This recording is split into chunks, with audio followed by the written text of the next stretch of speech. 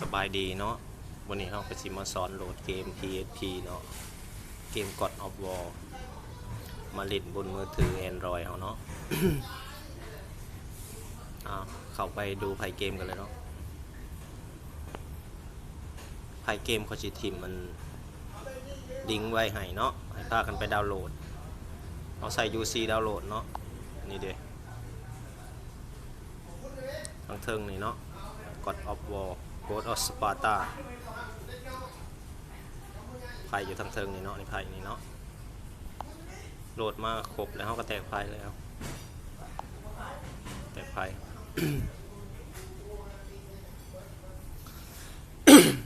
บสบายมัน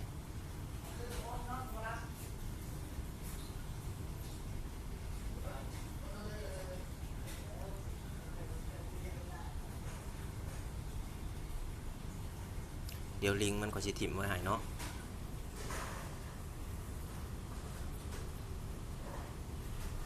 รอมันแตกไฟเสร็จก่อน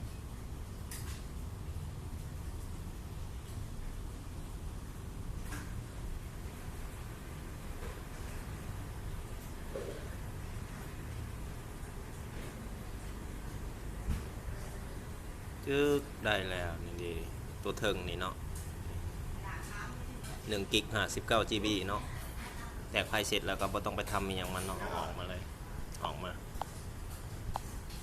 แล้วก็เข้า PSP เนาะไปหาไฟเกมที่เราดาวน์โหลดมาเนาะจึ๊กกดน่ารักนี่น่ารักนะครับแพม UC เนาะนี่เดได้แล้วแพม UC กดเข้าไป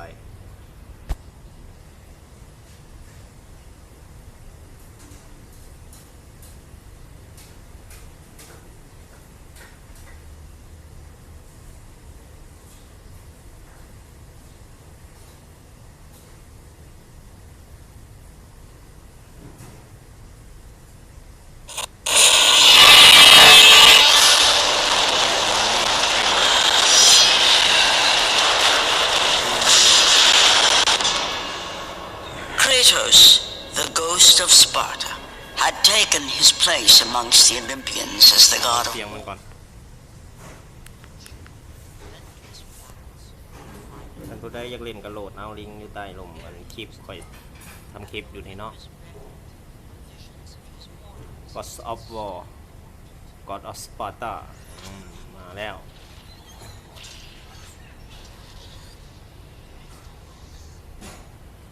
PSP นี่เขาไปดาวน์โหลดอยู่บนที่สโตร์เนาะพิมพ์เข้าไปว่า PSP เนาะแล้วก็ดาวน์โหลดมาตัวแตกไพ่กับไปโหลดอันอยู่เพจสโตร์เนาะถ้าพออยากดาวน์โหลดก็เดี๋ยวสิทิมลิงก์ไว้ให้เนาะมาแล้วเป็นยังไง The vision of his past set Kratos in search of answers. Answers that lay in the temple of Poseidon, deep within the city of Atlantis.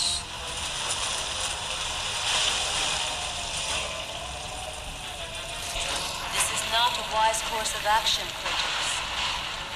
It was a dream, nothing more. The visions still haunt me, Athena.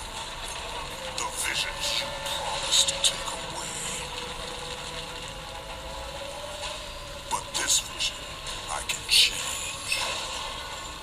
Perhaps it is a vision best left unchanged. There is more to this than you know.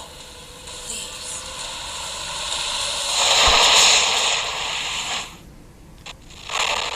ยังไม่ได้ตั้งขาเนาะเอาลองเป็นอะไรโหลดมาแล้วเดี๋ยวไปซ้อนตั้งขาเนาะเข้ามาตั้งขา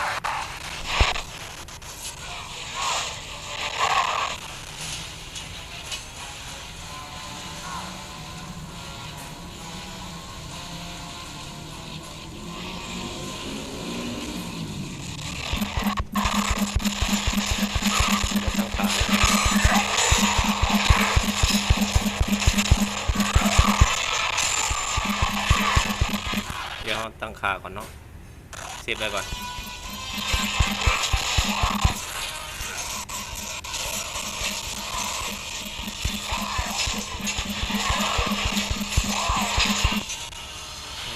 ค่าก่อนเนาะลองตั้งค่าเบิ่งว่าเนาะเขากดคำว่าสั่งเฉพาะเกมเนาะนี่กดเข้าไปสั่งเฉพาะเกมนี่ตัวนี้เนาะแล้วก็เข้าไปตั้งค่าเกมเอา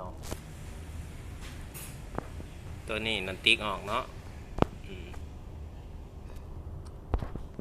ถ้าผู้ใดอันโทรศัพท์บ่แห้งก็ข้ามเพชรกระตุกหนึ่งแต่ค่อยบ่ข้ามเนาะ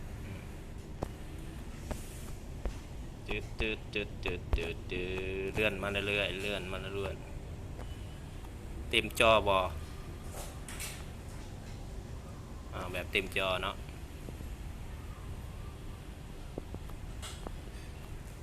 ความละเอียด2 คูณ PSP เนาะตัวนี้ก็2 คูณ PSP เนาะติ๊กรักษาความเปลี่ยนแปลงของพื้นที่ให้ช้าลงหมดติ๊ก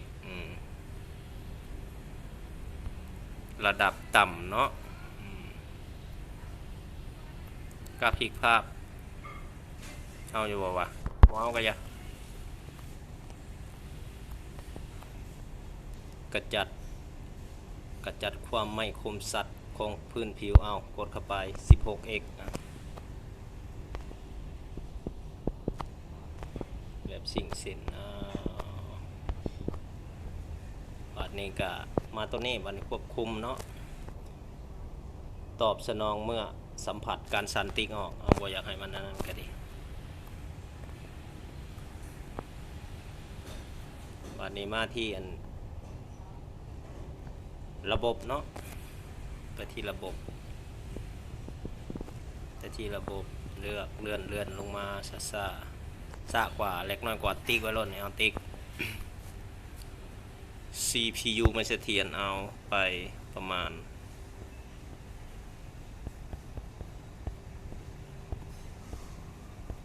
99เนาะ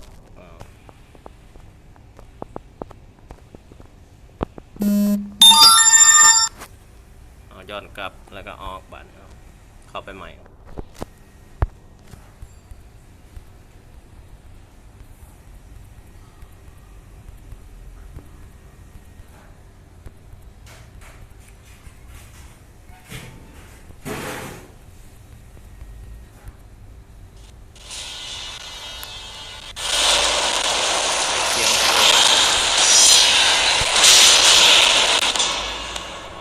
Kratos, the ghost of Sparta, had taken his place amongst the Olympians as the god of war. The bloodshed, the relentless battles had finally brought him here. Ares was dead,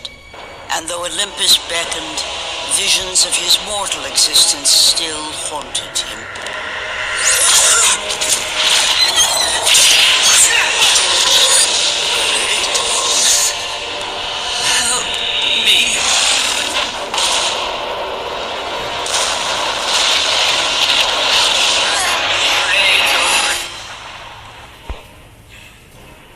Kratos knew that this was not a mere vision, for with the gods, nothing was ever as it seemed.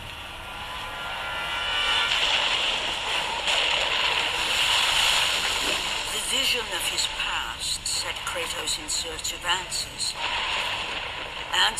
that lay in the temple of Poseidon. แต่มันก็สิดีกว่าเดิมเนาะตัวเขาตั้งค่ามันละ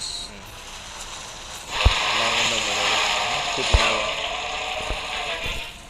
This is not a wise course of action, Kratos. เสียงมันก็สิต่างกัน It was a dream,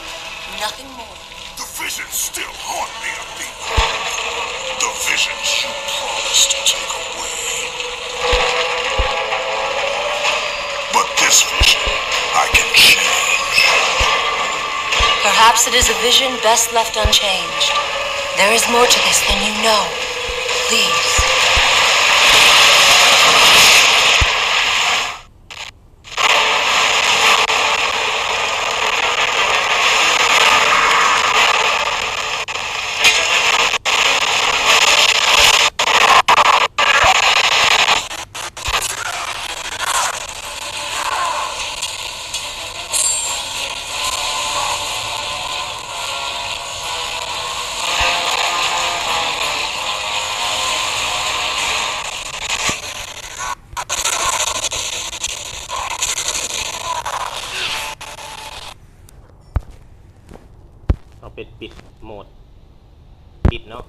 ย้อนกลับ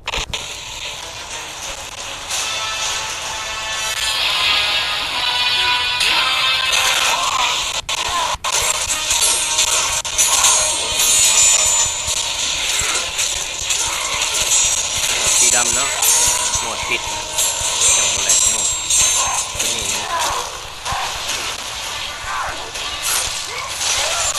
ตัวเล่นได้อยู่นะ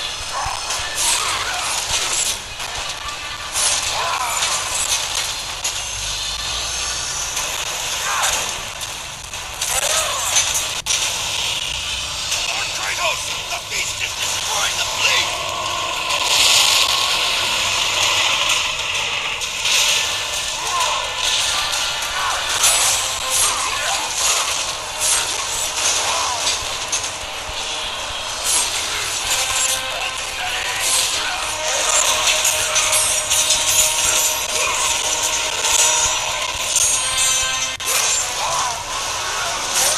โอเคจบคลิปเพียงเท่านี้อย่าลืมกดไลค์กดแชร์กันนะ